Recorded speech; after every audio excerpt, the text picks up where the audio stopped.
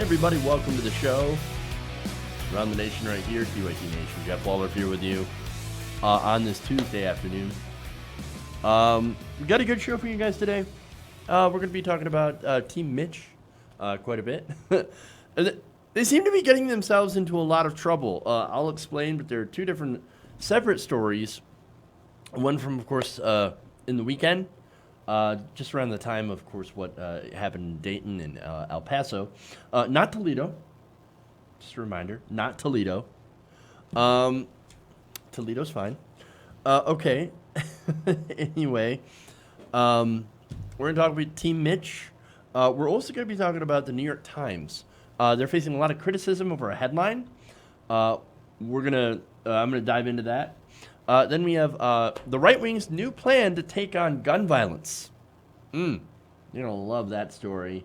And then we'll talk about Galveston and why the police department has generated a little bit of outrage. So there's a lot of outrage today going on the show. So that's your breakdown. What we're going to do before that, of course, is I'm going to thank people who support the show. We'll go to patrons first. Patreon.com/TYTNation. I want to thank David Kahowski, Elias Ottlestead, River Mutsu, Suban Faruqi, David Reynolds, Sandy, Justin Thompson, and Jeremiah Hedbert. So thank you to those people who signed up to support us on Patreon, patreon.com/TYTNation. That's how you can help us beat this demonetization thing. I talked about it yesterday. I tweeted out yesterday that about 5 out of 7 got demonetized. Wrong, 4 out of 7. So turns out one of my appeals was approved faster than usual, because usually there's like a turnaround of a good 2-3 days in the appeal process. That's how long it takes for if you appeal your demonetization status. They go and they have a human to look over it, and then they decide whether or not your video meets advertiser standards, which usually most of mine do. And so that's the weird thing with this, is that over the last week and a half, we've been hit even harder with demonetization. And then later on, they can come back and say, oh, well, no, you're fine because you were confirmed in your manual review. Yeah, 3 days later when nobody watches the clip. So that's the big problem. I'm not the only one. Philip DeFranco, of course, has been hit with it as well. And let me tell you, Philip DeFranco is one of the most non-controversial YouTubers I've ever seen. Yes, he talks about some current events, and he talks a little bit of news and everything, but he literally causes zero controversy. And this is happening to him as well. So there is a big problem in the YouTube algorithm.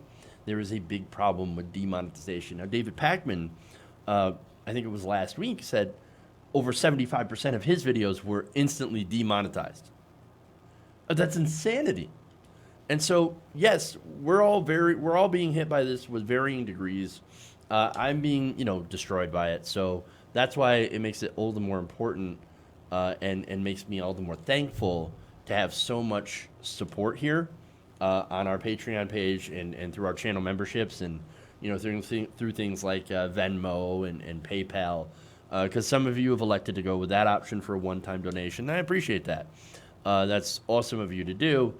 And, of course, selling merchandise. So that's what I've had to kind of switch over to, and that's why I take a lot of time to thank you personally for being able to do that. I do appreciate it. Okay. Anyway, that said. No, nobody understands demonetization. That's the thing. So there are keywords, and there's metadata. Every video generates metadata.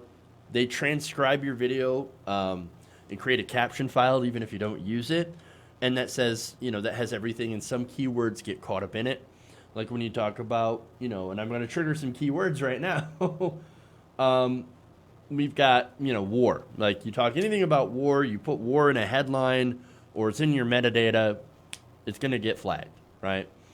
I mean, it's incredibly arbitrary, and a lot of us don't know how it works. And YouTube is not very transparent when it comes to what actually is triggering these these automated demonetization protocols, right? We just don't know. Yeah, it is incredibly ambiguous, and so I do need to offer bigger sizes. I will work on that. So we'll do that because some of the T-shirts that I put up there were only made to a certain size because I was kind of testing the waters, and so I have to do some adjustments to make sure that we offer T-shirts in all different sizes, big or small. So yeah, racism is one of the bad words. Yep, we see that a lot. You talk about racism, you're almost incredibly likely to be demonetized. Not only that, but they also have current events.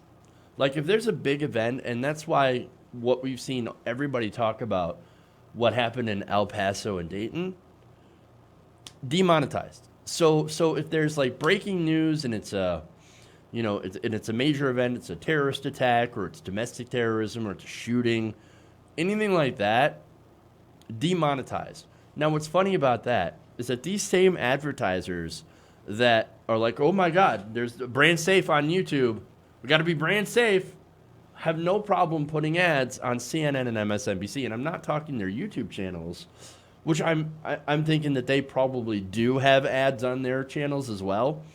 But these are the same advertisers that traditionally advertised on MSNBC and CNN. What do you think they're talking about? They're talking about the same issues. They're usually, and when it comes to things like, gun control, et cetera, terrorism, generally, a lot of the progressives on YouTube tend to talk and say about basically the same things as a lot of the people on establishment television, on CNN, MSNBC, who have those same advertisers. So it is really kind of a messed up situation where, oh no, they're okay. CNN, MSNBC, that's fine. We'll air ads on them, but we're not going to air ads on independent progressive TV or YouTube channels. So that's crazy. It's a huge double standard. I got a real problem with it, but there's nothing I can do about it personally. There's no YouTube competitor. There's nobody that can stand up that has the reach of YouTube or the monetary potential. It's sad to say, but I still make a majority, too much, of my revenue from YouTube. And I don't like that. I don't like relying on that ad model because that ad model is very dangerously unstable. And the only stability that I have is through a Patreon type of model and a fan-funded model. So that's why I got to push it. Because that is stability for the show. And really, that's YouTube ad revenue is not supposed to be the lion's share, the majority of anybody's revenue here. So that's the problem. Sponsorships, I'm uncomfortable with it. Simply because I'd have to find a company that actually agrees with me on I guess more of like a worldview, like finding a progressive sponsor, right? And that's difficult. Very, very difficult. But anyway, so there's a discussion on that. All right, so enough about YouTube news and what's going on that front. Let's go to the New York Times. Talking about old media, right? So let's get into that. All right.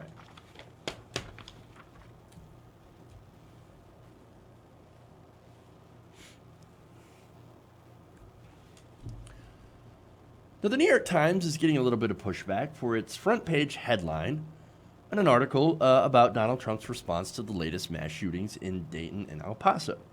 Now, the headline is, and you're going to love this, Trump urges unity versus racism.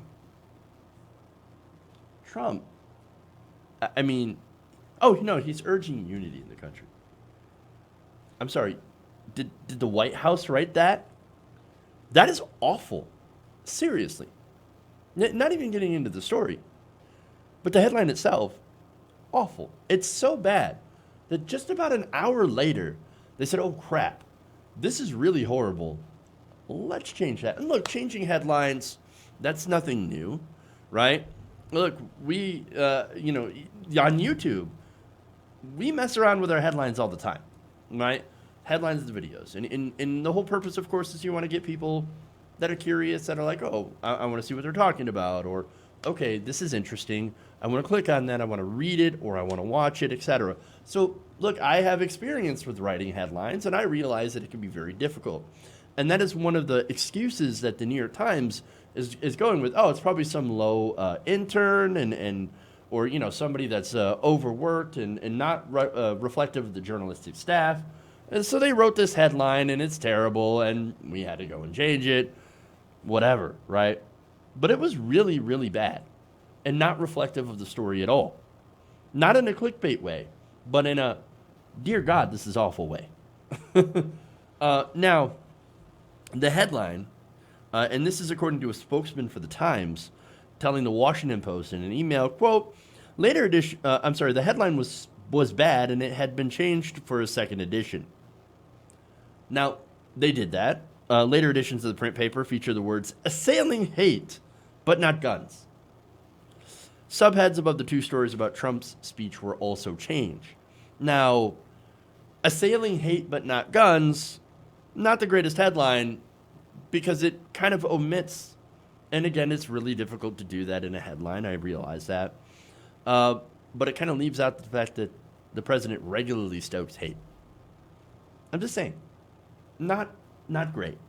So, a lot of backlash, and this comes from a lot of journalists, not just readers, but again, journalists, people in the news, etc., that are coming after this headline. Let's start with Rolling Stone writer Jamil Smith, who said this, quote, "This is a Dewey defeats Truman of racism." A headline that is so bad and so inaccurate that they can make that comparison. Again, Dewey did not defeat Truman. But it was again, an incredibly wrong headline that they decided to go with that wasn't representative of all of reality. So, now, former Texas Congressman Beto O'Rourke is running as a candidate. I don't think he should. I think he should run against John Cornyn. He tweeted this, unbelievable. Fair enough. Senator Cory Booker also joined in, as well as Kirsten Gillibrand and Bill de Blasio. Booker said this, quote, "Lives literally depend on you doing better. Please do." All right, as Booker. Gillibrand says, "That's not what happened." And in a tweet tagging the Times official account, de Blasio wrote this, "Hey, what happened to the truth is worth it, not the truth, not worth it." So, a lot of political figures, journalists weighing in. And then, of course, you have Representative Alexandria Ocasio-Cortez. Now, she said the front page should, quote, "serve as a reminder of how white supremacy is aided by and often relies upon the cowardice of mainstream institutions." Now, that is an incredibly good point, because she didn't just say, oh, it's bad, you need to do better. She's pointing out the context of why this is bad, why people are so angry about this. It's because, again, here you have a president that is a white, he calls himself a nationalist, right? For one, there's nothing wrong with being a nationalist. He's an old school racist, and he's, aids and abets white supremacy. Now he comes out and says, oh, no, I don't believe in white supremacy at all. It's a racism, it's a scourge, whatever. But those are the words, but that don't match his actions. So, and also doesn't match his words previously.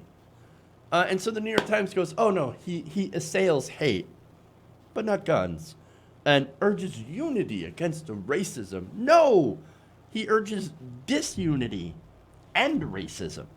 And you've got to be honest about this. And this is the problem with the media, is they aid and abet white supremacy by still refusing, and in a lot of mainstream outlets, continue to refuse to call the president a racist, which he clearly is. Clearly. Now, other journalists also called the headline, quote, absurd, terrible.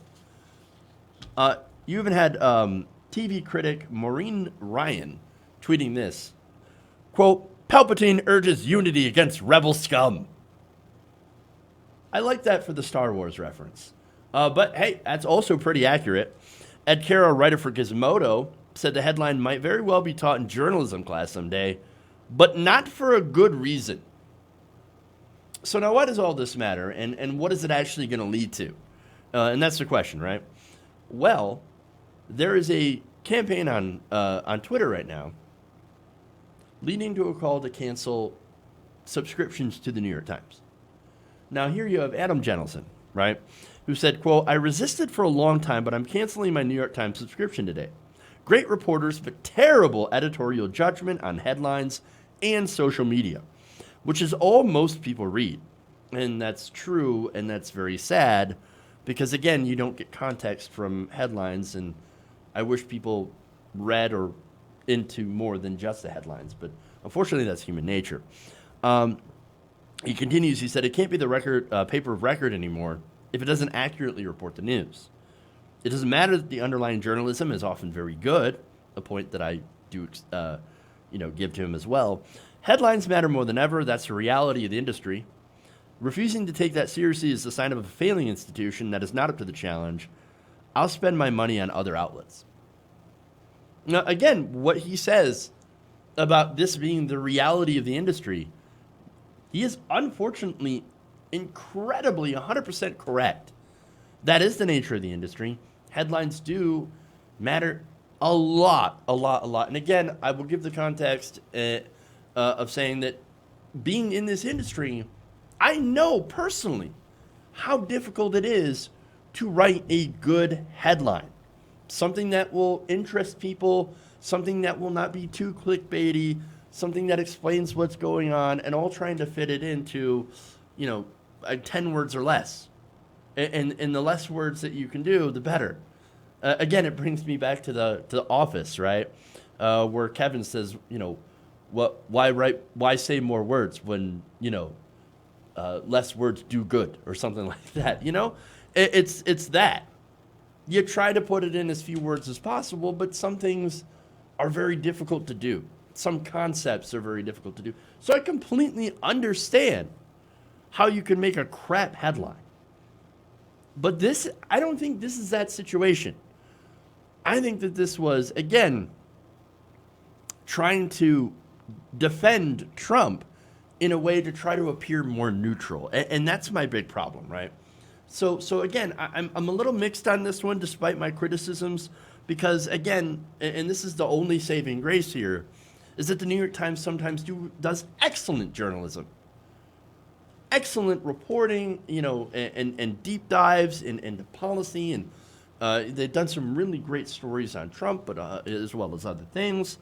And so, there's that. But then again, on the other hand, you have op-eds that are absolutely terrible, and about terrible people, and even from terrible people. For example, David Brooks. Anytime David Brooks writes an article, the world cringes. Because it's often some sort of right-wing framed BS that makes you cringe, like I said. And look, they're establishment media, so they have an establishment bias. And we all absolutely know that, right? But it's kind of worse than that.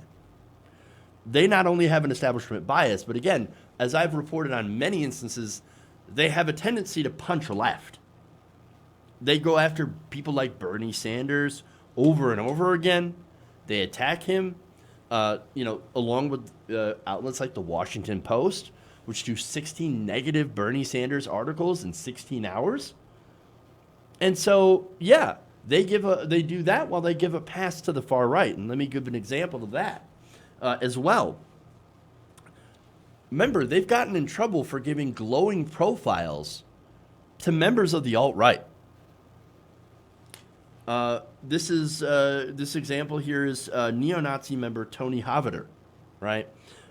Now, in that piece, they wrote about his love of Seinfeld and favorite kitchen appliances, and the fact that he was getting married. He was getting ready to get married. He's a neo-Nazi. Literally, the headline was the neo-Nazi next door. And that had an unfortunate effect of normalizing people with extreme views. And of course, after they read that, the backlash was immense. Immense. And again, they get in trouble. I don't know if it was the New York Times this time or if it was the Washington Post or another outlet, but they had talked about Richard Spencer being incredibly dapper, the dapper white supremacist. Now, there's nothing dapper about that. Oh, no, but he's different because he's well-dressed.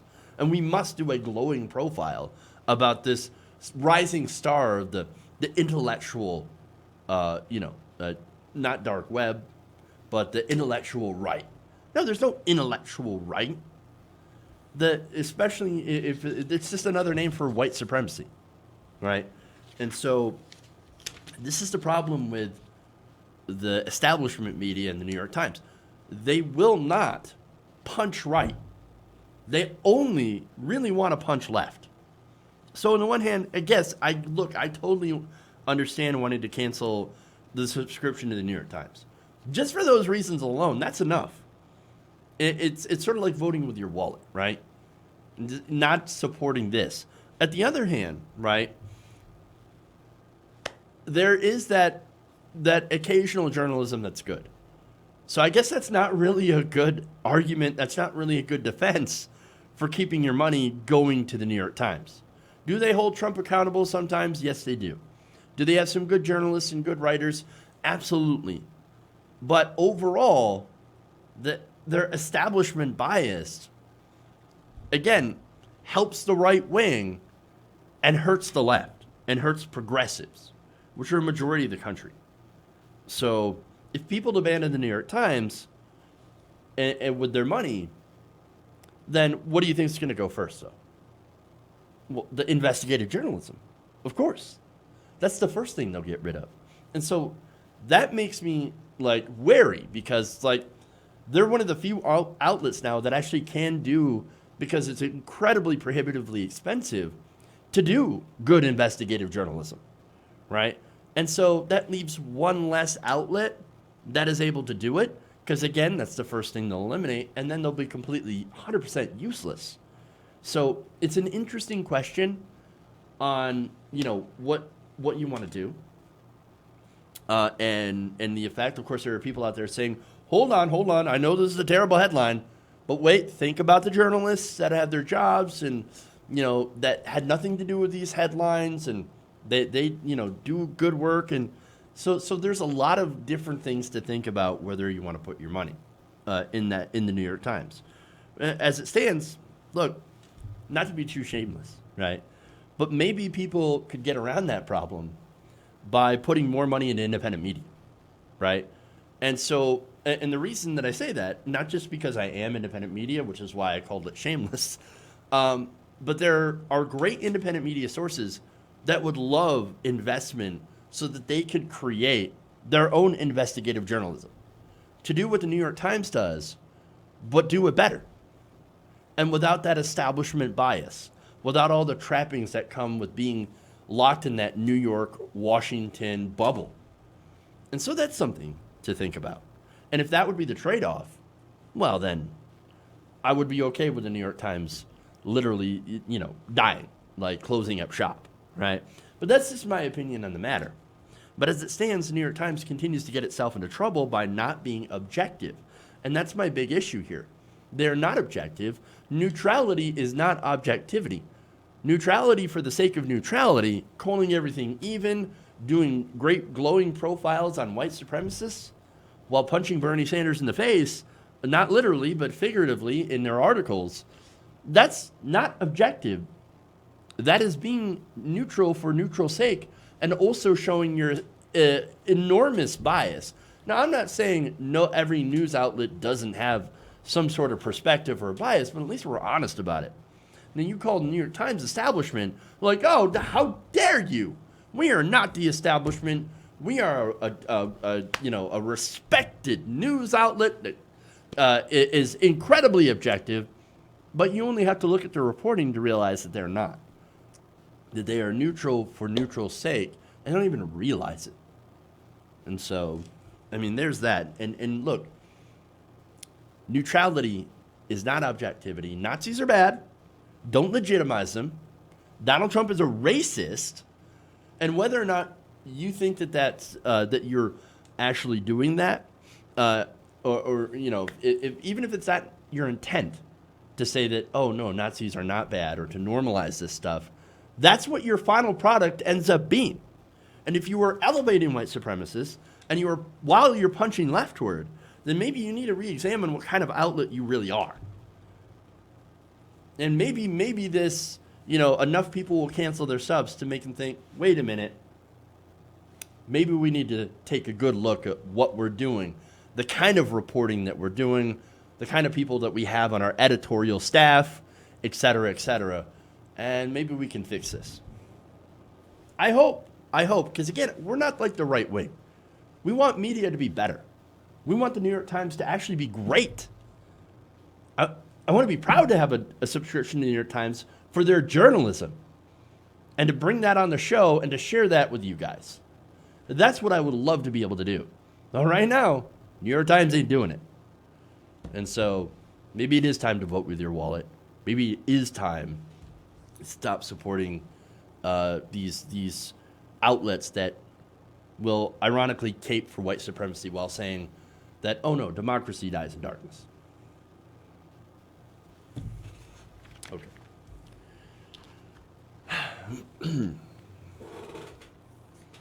I took a little longer than I thought. All right.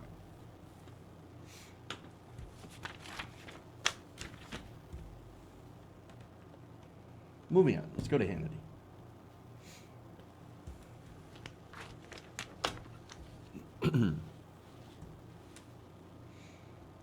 But let's stop school shootings. We'll start there. Let's stop mall shootings. We'll start there. I'd like to see the perimeter of every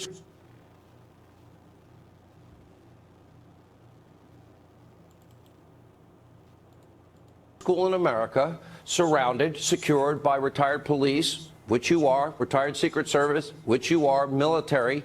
And I want guys to donate 15 hours. I think we could cover every school, every hour, every day, add a metal detector, and I think we're going to have safer schools. Have one armed guard on every floor of every school, all over every mall, the perimeter and inside every hall of every mall. So that was Sean Hannity proposing a massive expansion of the police state in order to protect people from gun violence. He did just say, oh, well, you know, military. Not only that, but having people donate their time, ex-police officers, etc., and then the military to guard every single place in America where people are, you know, going to gather or going to congregate. Well, consider the irony here, right? So Sean Hannity says, I'm a small government guy. Stay out of my life, right? He's now calling for a mass expansion of armed guards in malls and schools all over the country. Basically, a police state. Now, that's weird. Now, he's not the only one. Geraldo Rivera, right? A couple of days ago on Twitter, he said this. And first, I'm going to give him a little bit of credit. And he says, we need legislative courage regarding these real weapons of mass destruction. Don't let any politician BS you about why gun controls are impossible to impose. That comes from Geraldo, right? Great. Okay, fine. But then he adds a second part. He says, in the meantime, there must be active shooter trained, heavily armed security personnel every place innocents are gathered.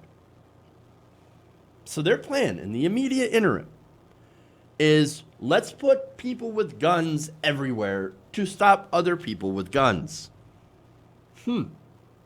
Now, why am I critical of this? I mean, I think, wait a minute, armed guards, man. Look, armed guards in the malls, armed guards here. We need it. I mean, we need it to protect our families. And I can understand the impulse in thinking, well, don't worry, those armed guards are going to help out. They're going to be able to stop a shooter.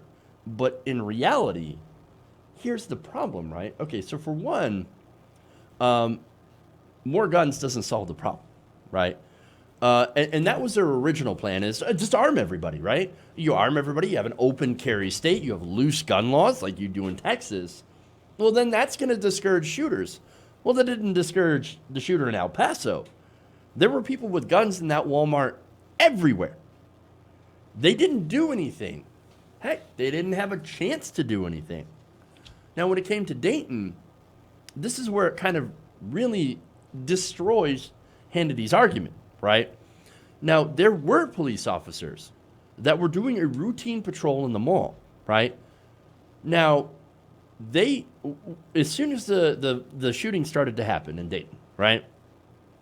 It took 20 seconds, only 20 seconds, for police to respond and, shoot and fatally shoot the shooter. 20 seconds.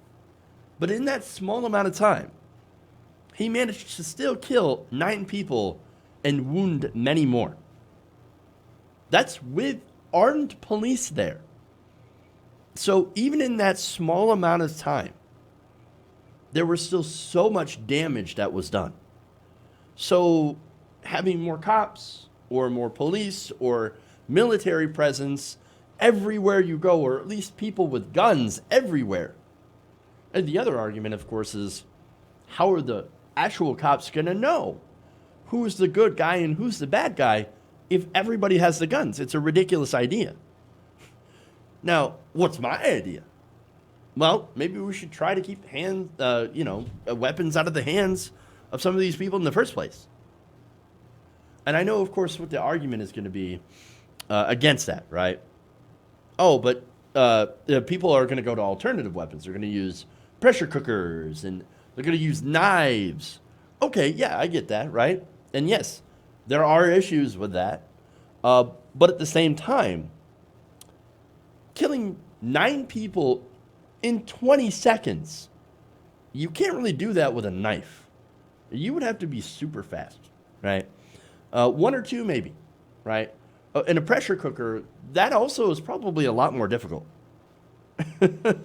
I mean, again, because you'd have to have the planning and then put everything together. You can't just go and buy a gun, buy some body armor, which apparently that's what you can do, and a 100-round drum and walk into a mall and just open fire. It's a lot easier to do that than do the prep work for, creating a whatever improvised explosive, which was what happened in Boston. And so, yeah, you want to technically make it a lot more difficult for people to carry out these mass killings. And it's just a lot more difficult if you don't have access to even a semi-automatic rifle like an AR-15. So maybe we should think about the weapons. But no. We can't touch that. I mean, Hannity. I mean, Geraldo seems maybe a little bit open. And look, let's be honest, background checks, which is, the least that you can call for, it is incredibly popular with the American public. 97% of American citizens support background checks, federal background checks, and closing things like a gun control loophole, making sure that private sellers are required to give a background check before they, go and sell a gun to somebody. So, look, that's something that's popular. That's something probably Geraldo's on board as most Americans are. But Sean Hannity, he won't lift a finger on the NRA or against the NRA or against the gun manufacturers, right? No, instead he wants more people with guns. What do you think this would do? Again, if you say, oh, no, we want armed guards everywhere. Well, those armed guards need to get guns. Where are they going to buy the guns? Well, they're going to buy the guns, obviously, from gun manufacturer. They're going to make money. So more gun sales. That's interesting. The other unintended side effect, or maybe it is an intended side effect, is, look, imagine how much more danger black people are going to be in. Again, we already have an epidemic of people calling the police on black people. People being afraid of black human beings. Well, now you give everybody guns in the mall or in the schools. What do you think that's going to do for black people? Just ask them how more people with guns everywhere is going to turn out for black people. It's not going to be good. It's not going to be good at all. Look, it's a terrible idea, both of them. But as usual, they're only open to any plan that doesn't touch the guns, no matter how awful those ideas are, because they are paid by the gun manufacturers. Okay. I'm going to take a break. We're going to come back. We're going to get Team Mitch, and then we'll go to Galveston and talk about a disturbing photo. So we got plenty of disturbing photos today. So it's just one of those days. So stay right here. We'll be back around the nation. Please like and share the stream too.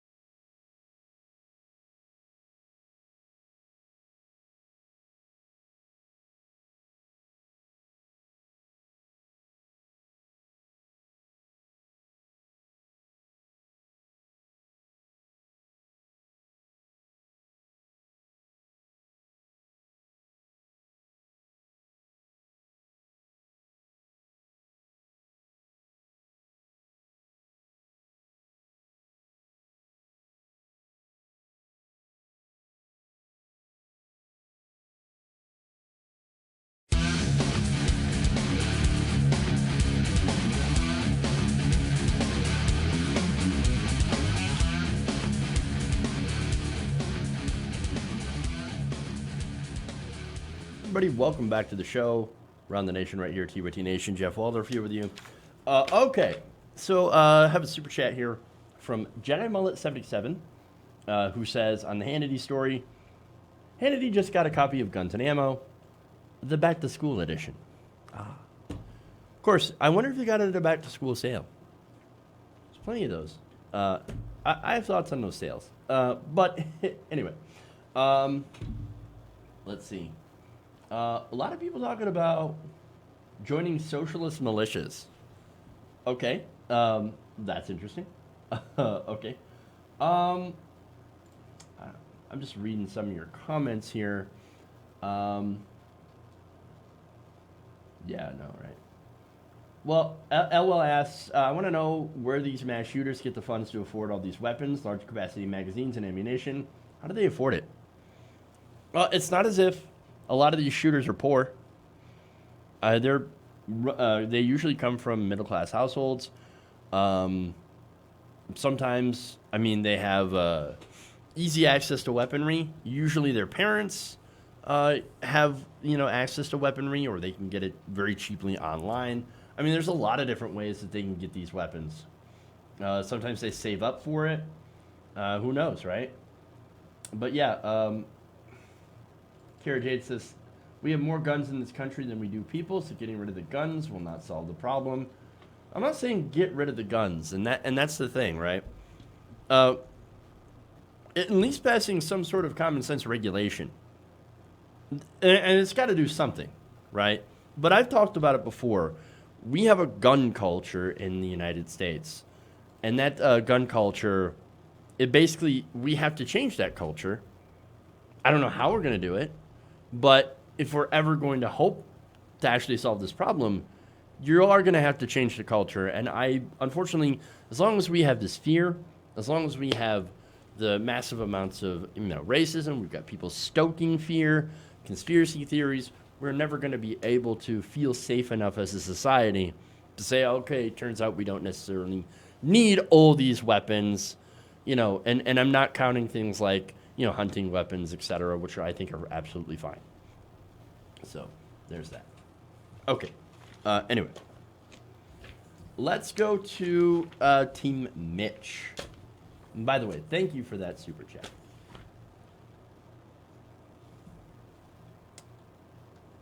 Team Mitch. Okay.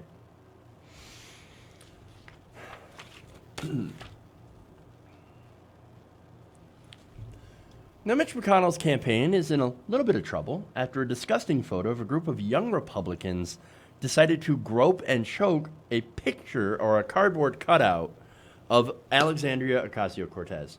So I'm going to show you that image. So it is disturbing, but take a look at it. So there it is. Team Mitch, Republicans, and see that guy all creeping up on her. So that whole thing happened at an annual picnic in Kentucky.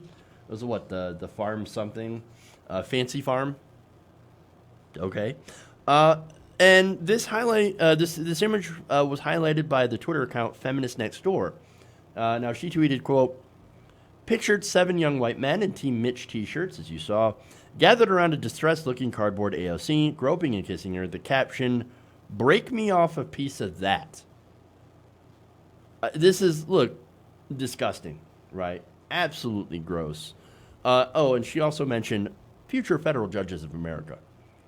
Now, there's another picture of those exact same guys holding out cardboard cutout heads proudly of Judge Kavanaugh. So, just to show you where there are, right? So, again, this is a sitting member of Congress, right?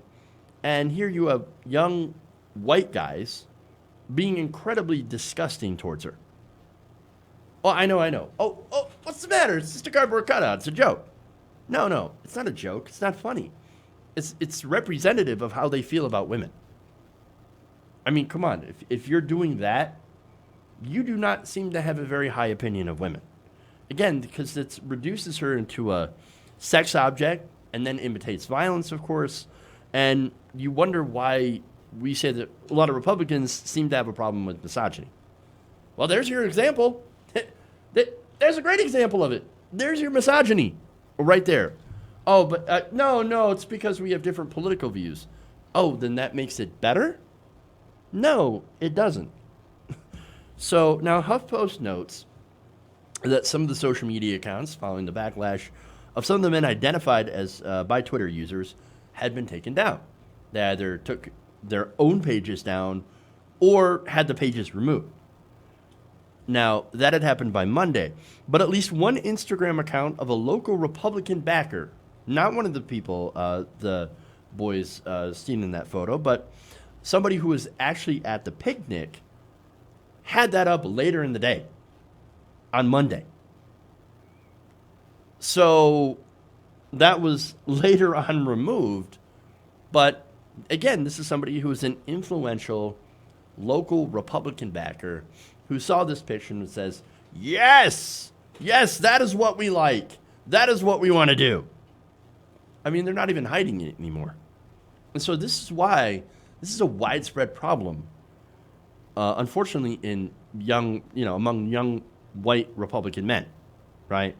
It's one thing for immature little boys to put something like this up, but it's another thing for it to spread, of course, by people who should know better. And that's not to say that these boys shouldn't know better. They should. The problem is they knew what they were doing, and they knew they were wrong, but they didn't care because they were encouraged by people from the top. Where were the parents?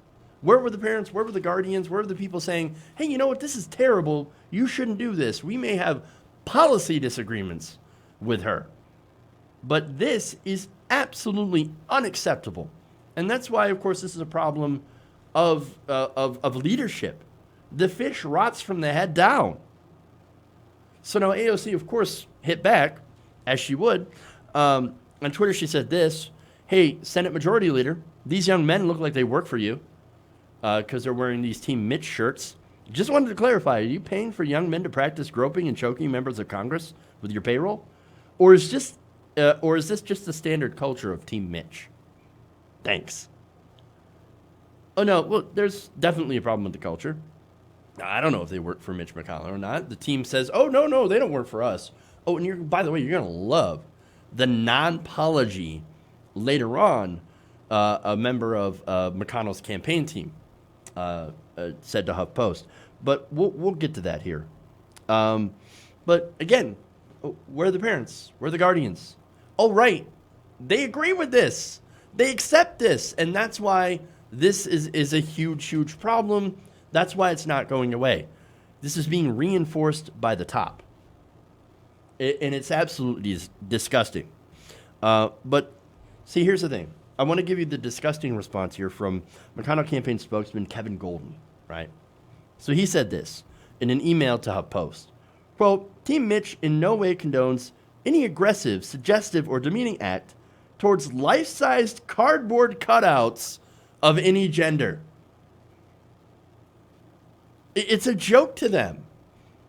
Of course. We're not in favor of doing anything to cardboard cutouts. I mean, come on. No, absolute joke. It's so gross. It continues. He says, quote, the men are not campaign staff. They're high schoolers. And it's incredible that the national media has sought to once again paint a target on their backs rather than report real and significant news in this country.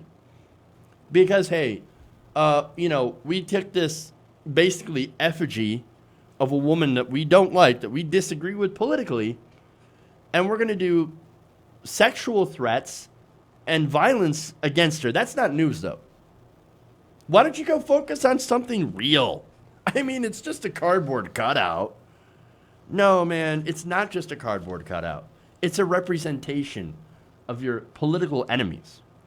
And by the way, AOC, if you didn't know it already, she already gets horrific, disgusting threats every single day. I mean, threats of violence, rape threats. I mean, it's constant. People literally breaking into her office and trying to hide in her closet. That's something else that happened. This happens to her every single day. And, women everywhere have to deal with this stuff. And yet here you have Team Mitch trying to make a joke of it, making light of it. Oh, it was just a cardboard cutout. I mean, why don't you go report something real? I mean, these people are gross. This non-apology is super gross. Not only did he flippantly dismiss this, but again, decided to blame the media. I mean, this is what the Republican Party is. They literally do not care anymore because this is who they are. And hey, look, when people show you who they really are, maybe you ought to pay attention. Okay. Moving on. Let's go more Team Mitch. As if it's not bad enough already. But we have more. All right. Whoops. All right. I'm just messing up my buttons today. I'm infuriated. All right. The campaign for Senator Mitch McConnell came under fire on Saturday for tweeting out a photo that some people found disturbing in the wake of the 2 domestic terror incidents that happened over the weekend. So now I want to read you the tweet, and I'm going to show you the image here. Team Mitch says, "The Grim Reaper of socialism at Fancy Farm today." And so now here's the image that was corresponding with that. And it's, oh, look, it's a graveyard. Rip Socialism and Amy McGrath, right? You can see over in the right-hand corner. Oh, well, that's lovely, right? So now Amy McGrath, of course, this is an opponent in his 2020 Senate re-election race, right? So now she was not pleased after she saw that, as nobody would be. And here's the reason.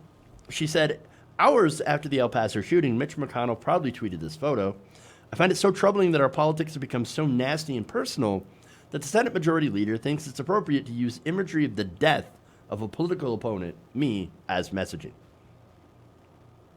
She also added that it's symptomatic of what's wrong with our system. "I'm fine with the ordinary rough and tumble of politics, but this strikes me as beyond the pale." And look, she's absolutely right.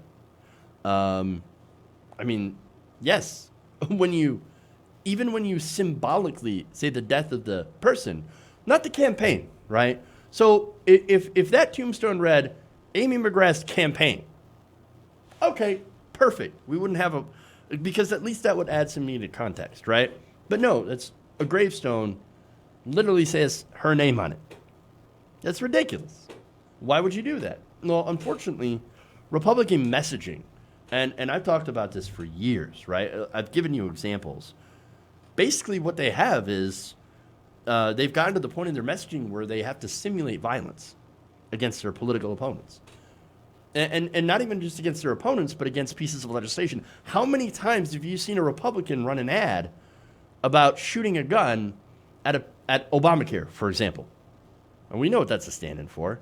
Oh no, we're shooting government tyranny. What are you talking about? Oh, it just happens to be the actual legislation, the bill of Obamacare that we're going to shoot. You don't think that's representative of something else? It could be, or it might not be. Maybe I'm reading into it too much. But either way, how many times do Republicans, use guns in their messaging, and not just the actual shooting of guns, but also putting like bullseyes on their political opponents' heads? There's Republican politicians that got in trouble for doing that as well. So it's just those constant references to violence or violent acts that are a bit of a problem. But of course, here comes Kevin Golden, campaign manager for Mitch McConnell. He said McGrath was being disingenuous in her response to the photo, which he said was based on a political cartoon printed in the Louisville Courier-Journal. Now, that political cartoon, and I'm going to show you that. That political cartoon, and it's going to have Amy McGrath's response to it, as well as Mitch McConnell. So I'm going to show it probably a couple of times, so you guys get the full context as I explain it. But here it is. There's the comic. Obviously, it's got Mitch McConnell, and it's meant to be against Mitch McConnell, showing all the things that he is, killed over his years, right? Now, I don't necessarily like it, but there it is. You have healthcare, you have, all these different things, campaign finance reform, Allison Lundergan Grimes over there. So now, of course, Golden said, and this is, again, the cartoon here, right? You can see Mitch McConnell says, although I profoundly disagree with a few of these gravestones, this might be my all-time favorite cartoon of the over 600 in my career. And then McGrath, you can see, says, in case you missed it, before Mitch McConnell gave sick coal miners only 2 minutes of his time, he thought it was funny to tweet about them dying. So what Golden said, though, is, she's being disingenuous because she used the cartoon too. She used it to point out Mitch McConnell's hypocrisy and to go after Mitch McConnell and say, look, he only gave so much of his time to the coal miners he promised to defend. And so that's a misleading statement from Goldman. He said that McGrath had shown support for the Courier-Journal's cartoon, But again, that was disingenuous, right? She retweeted it to criticize his reaction to it. But onto the larger issue, right? This just goes to Republicans being proud of killing things. I mean, for example, some of those gravestones had health care and campaign finance reform. Imagine being proud of killing those. Those are incredibly popular. Campaign finance reform is something that Republicans and Democrats both agree on because they think that the system is too corrupt. But Mitch McConnell bathes in corruption. He loves taking money from whoever. I mean, he just got a recent nickname, and although I kind of disagree with it, Moscow Mitch. But it's because he took money from a Russian company that built, I don't know if it was factories in Kentucky, but there is a deal that benefits Mitch McConnell. And that's, of course, after he blocked election security measures. That's another reason he's got the Moscow Mitch. I think that it's, and the reason that I have the criticism of that nickname, by the way, is that it plays a little bit on the McCarthyism. And generally, that Moscow thing is aimed towards people who are more leftist, right? And they're making the comparisons with the USSR, et cetera. So it seems like a little bit of red baiting. But then again, at the same time, Mitch McConnell hates that. Well, then, I guess I'm not bothered too much if it bothers Mitch McConnell. But that's just me personally. But here's another nickname that he had received that's far more apt. And he gave himself this nickname, by the way, the Grim Reaper. Well, because that's what he is. And now imagine being proud of that. Again, he denied Merrick Garland a hearing, right, when he deserved a hearing. He also killed that legislation for coal miners to help them.